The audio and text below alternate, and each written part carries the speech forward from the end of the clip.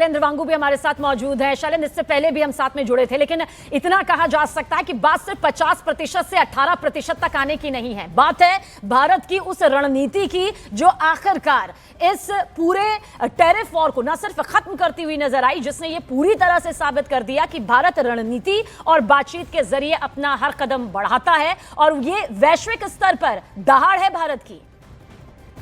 आपने बिल्कुल ठीक कहा। जिस तरह से ये ट्रेड डील हुई है, कहीं ना कहीं जो पिछले कुछ महीनों के अंदर जो जिस तरह के बयान सामने आ रहे थे अमेरिका की तरफ से और जो जिस तरह के स्ट्रेन्स थे भारत और अमेरिका के टाइज को लेकर, तो ये एक बड़ी डिप्लोमेटिक जीत है भारत के लिए कि जिस तरह से भारत ने ये साफ कर दिया था कि कुछ रेडलाइंस हैं उनसे भारत पीछे नहीं हटेगा और माना जा रहा है कि वो रेडलाइंस का सम्मान करते हुए ही ये ट्रेड डील साइन हुई है। लेकिन एक अहम बात ये भी, अगर हम पूरे सबकॉन्टिनेंट की बात करें तो इस पूरे सबकॉन्टिनेंट में सबसे कम अगर टैरिफ है तो भारत पर है। चीन पर भी 38% के आसपास में टैरिफ आज भी लगा हुआ है। अगर हम पड़ोसी देशों की बात करें जिसमें पाकिस्तान भी शामिल है, उनका टैरिफ भी भारत से ज्यादा है। बांग्लादेश पर भी ज्यादा है, 20% के आसपास में। तो कहीं ना कहीं ये एक मैसेजिंग भी है कि भारत और अमेरिका के संबंध जो हैं वो वापस अब पटरी पर लौट रहे हैं। लेकिन साथ ही साथ ये भी अहम बात है कि जिस तरह के दबाव बनाने की कोशिश की गई थी और टैरिफ को एक हथियार की तरह इस्तेमाल किया गया था प्रेसिडेंट ट्रंप की तरफ से, उससे भारत पीछे नहीं हटा और भारत ने साफ कर दिया था कि जो भारत की रेडलाइंस हैं, जो भारत की जो हित हैं, उनसे भारत पीछे नहीं हटेगा। लेकिन अब देखना ही होगा जब ट्रेड डील साइन होती है, क्योंकि अब अभी से इसमें राजनीति होना शुरू हो चुकी है। जो विपक्षी पार्टियां हैं वो इस ट्रेड डील को लेकर अब सवाल खड़े कर रही हैं, क्योंकि कुछ ऐसी बातें प्रेसिडेंट ट्रंप के पोस्ट में है जिसको लेकर अभी तक क्लैरिटी नहीं है। जहां पर उन्होंने रशिया से ऑयल इंपोर्ट की बात की है, $500 बिलियन के ट्रेड की परचेज की बात की है, उन पर अभी तक क्लैरिटी सामने नहीं आई है। माना जा रहा है कि इसको लेकर आज भारत सरकार की तरफ से भी और अधिक क्लैरिटी होगी। फॉरेन अफेयर एक्सपर्ट रविंद्र जी जुड़ रहे हैं।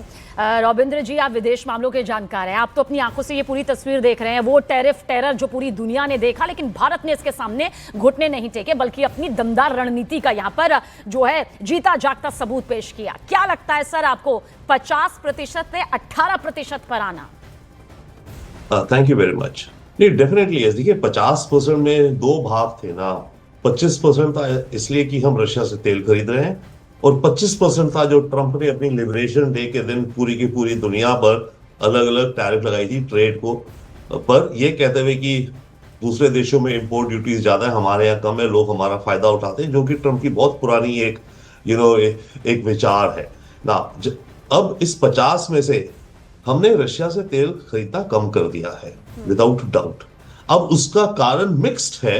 एक कारण यह भी कि रशियन तेल इस समय दुनिया में जितना डिस्काउंट में मिल रहा है उतना हमें खास फायदा नहीं हो रहा, क्योंकि रशियन जो तेल आ रहा है उसमें डिस्काउंट के अलावा जो शिपिंग है कैसी हो रही है वो महंगी है, इंश्योरेंस नहीं मिल रही है और डायरेक्टली आप नहीं ले पा रहे हैं तो इंटरमीडियरी कंपनी के द्वारा लिया जा रहा है। तो नेट रिजल्ट में रशियन तेल ज्यादा डिस्काउंट में नहीं मिल रहा हमें।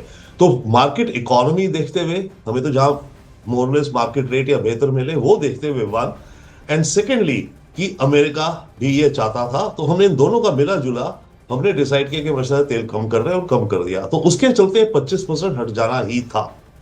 बाकी जो ट्रेड की डील है जिसमें डिस्कशन हो चुकी थी उसमें भी कुछ चीजें हम अपने आप बदल चुके थे। अमेरिकन प्रेशर भी था पर हमें अपनी जरूरत भी दिखती थी, जैसे कि न्यूक्लियर बिल।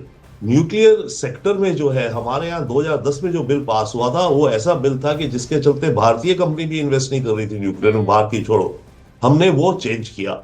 इंश्योरेंस सेक्टर में हमने फॉरेन इन्वेस्टर्स को 75 से लेके पूरी 100% तक इन्वेस्टमेंट करने को दिया। माफ कीजिएगा सर, आपको रोक रही हूं, लेकिन क्या आपको ये लगता है जब टैरिफ का ये पूरा टेरर पूरी दुनिया में आ रहा था और 50% भारत पर भी लग गया, प्रधानमंत्री नरेंद्र मोदी देश की जनता को संबोधित करते हुए साफ साफ कहते हैं कि टैरिफ का ये टेरर झेलने की कोई जरूरत नहीं है, प्राथमिकता अब भी हमारे गरीब तबके के लोग रहेंगे, हमारे किसान यहां पर रहेंगे। क्या ये भी सीधा संदेश अमेरिका की जमीन तक गया था कि आप कितना भी टेरर फैला लीजिए लेकिन अब भारत घुटने नहीं टेकने वाला? एब्सोल्युटली यस, क्योंकि अभी जो ट्रेड डील का जो खाका आएगा उसमें हम देखेंगे एग्रीकल्चर सेक्टर को हमने उसमें इंक्लूड नहीं होने दिया है। एग्रीकल्चर सेक्टर जो हमारा है, जो अमेरिका का बहुत प्रेशर था, टैरिफ टेरर जिसे हम कह रहे हैं, आप कह रही हैं, राइट, उसके चलते हमने अपना एग्रीकल्चर सेक्टर नहीं खोला है। हमने थोड़ा बहुत खोला भी, ऐसी बात नहीं। हमने कैलिफोर्निया के आलमंड्स को, वॉलनट्स को, इस तरह की चीजों को जहां में लगता है चले ठीक है इतना प्रेशर है, उनको इतनी जरूरत है, क्योंकि हमें तो बिगर पिक्चर देखनी है ना, हमें तो टोटलिटी देखनी है। तो कुछ छोटा मोटा एग्री सेक्टर में किया, पर डेयरी में, जीएमओ फूड्स इत्यादि में वो हमने बिल्कुल नहीं खोला है। तो हम अपने फार्मिंग और डेयरी सेक्टर को कंप्लीटली हमने फायरवॉल करके रखा है। आप हमारे साथ बने रहिए।